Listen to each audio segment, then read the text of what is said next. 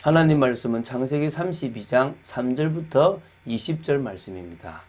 7절부터 12절 말씀을 합독으로 하고요. 그리고 나서 창세기 32장 3절부터 20절 말씀을 보도록 하겠습니다. 우리 7절부터 12절 말씀 한 목소리로 합독하도록 하겠습니다.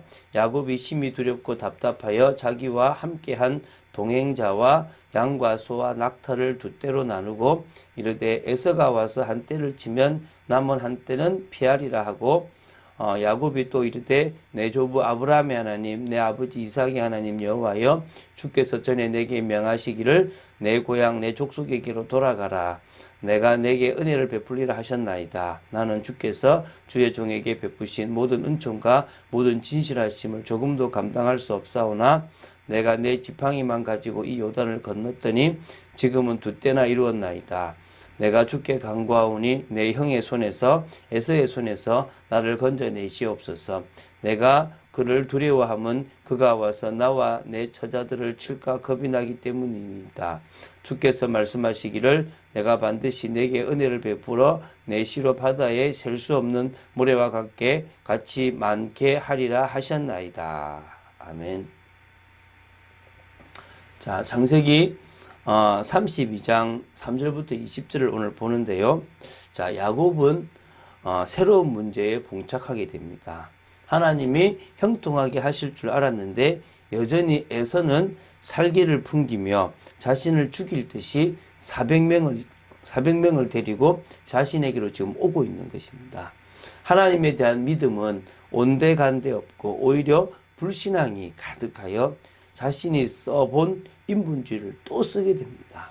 오늘 보게 될 이 말씀을 통해서 에서의 위협에 불안감을 느낀 야곱이 형 에서를 달래기 위해서 물질로 회유하려는 모습과 안 되면 자신만이라도 살아남겠다는 이기심으로 문제에 대처하는 모습이 나옵니다.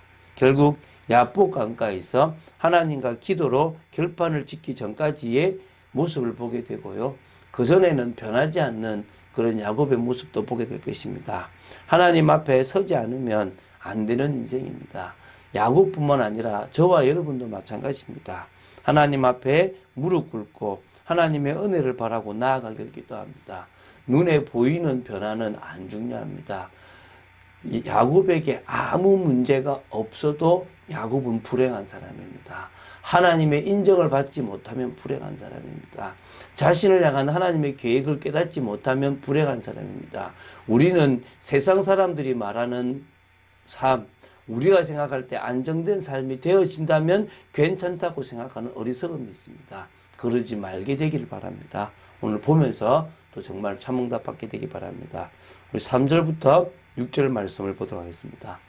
야곱의 머릿속에서 형 에서에 대한 염려가 떠나지 않고 그게 가득해져 있습니다. 벌써 형 에서가 있는 것도 야곱은 파악하고 있습니다. 그래서요, 야곱이 보니까 에서는 세일 땅 에돔들에 있다는 것을 알고요. 자기보다 앞서 사자들을 먼저, 사실 자기 종들을 중에서 선별해서 먼저 이렇게 인사를 드리도록 하는 겁니다. 참 인본주의 잘 쓰죠. 야곱이 그의 종들을 사신으로 먼저 보낸 것은 형 에서에게 메시지를 전달하는 것도 있고요. 또 선물을 전달하고 동시에 형 에서가 자기에 대한 어떠한 감정을 갖고 있는지를 알아보기 위함이라고 보시면 됩니다. 4절 5절에 보면 종에게 지시한 내용이 나옵니다. 너희는 내 주 에서에게 이같이 말하라.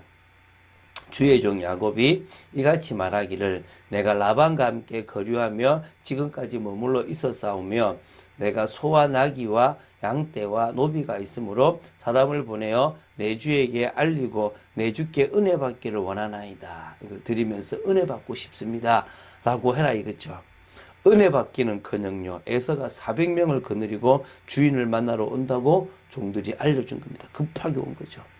에서가 400명을 데리고 온 이유는요, 자신의 힘과 능력을 과시하며 20년간이나 참고 기다려왔던 피해 보복을 하기 위함이 아닐까라고 봅니다. 겁이 났죠. 자, 우리 7절부터 12절을 보도록 하겠습니다. 자, 형 에서의 소식을 들은 야곱에게 불안감이 확 밀려옵니다. 하나님의 군대를 보고 하나님의 언약과 통하는 이런 것들은 다 온데간데 없고요. 정말 어떻게 됩니까? 심히 두려움만 가득하여 답답해 미치는 겁니다. 아, 죽었구나 싶을 거 하겠습니까? 그래서 자신이 늘 사용하던 인분주의를 또 씁니다. 그래서 자신의 무리를 두 떼로 나눕니다. 혹시 한 떼를 치면 남은 한 떼라도 피할 수 있는 이 조치를 취합니다. 그리고 하나님께 기도를 합니다. 9절부터 12절인데요. 자, 가만히 보면 잘 돼가면 기도 안 해요. 정말 자기가 어떻게 할 수 없다라고 생각이 들면 그때 기도를 하는 거죠. 자, 한번 보십시오. 내 조부 아브라함의 하나님, 내 아버지 이삭의 하나님 여호와여, 주께서 전에 내게 명하시기를 내 고향 내 족속에게로 돌아가라. 내가 내게 은혜를 베풀리라 하셨네. 나보고 가라고 하지 않습니까? 은혜를 베풀겠다고 하셨는데 지금 이게 아닙니다. 이 말이죠. 나는 주께서 주의 종에게 베푸신 모든 은총과 모든 진실하심을 조금도 감당할 수 없사오나 내가 내 지팡이만 가지고 이 요단을 건넜더니 이제는 두 때나 이루었나이다. 하나님이 그렇게 해주시지 않습니까? 내가 주께 간구하오니 내 형의 손에서 에서의 손에서 나를 건져내시옵소서. 내가 그를 두려워하면 그가 와서 나와 내 처자들을 칠까 겁이 나기 때문이라이다. 솔직하죠, 그죠? 그러면서 이제 하나님의 언급을 말씀을 언급하면서 그 이 약속을 지키라고 하는 겁니다. 주께서 말씀하시기를 내가 반드시 내게 은혜를 베풀어 내 씨로 바다에 셀 수 없는 모래와 같이 많게 하리라 하셨나이다. 인간은요 어리석었어요.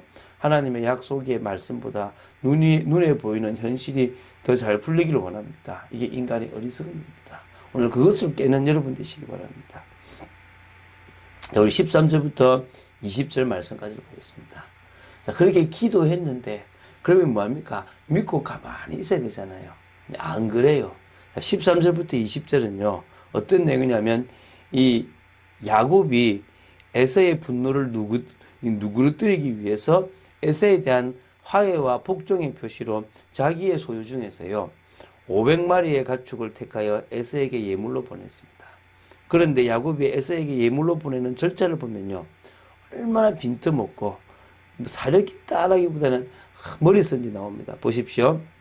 야곱은 에서에게요, 처음에는 염소 220마리를 먼저 보내고요, 간격을 두었다가 다시 양 220마리를 또 보냅니다. 또 조금 뒤에는요, 새끼 딸린 낙타 30마리를 보내고요, 또 소 50마리를 따로 또 보냅니다. 나중에는요, 낙이 30마리를 또 보냅니다. 낙이는 이 귀한 사람한테, 이제 다시 말하면 왕족이 타는 거잖아요.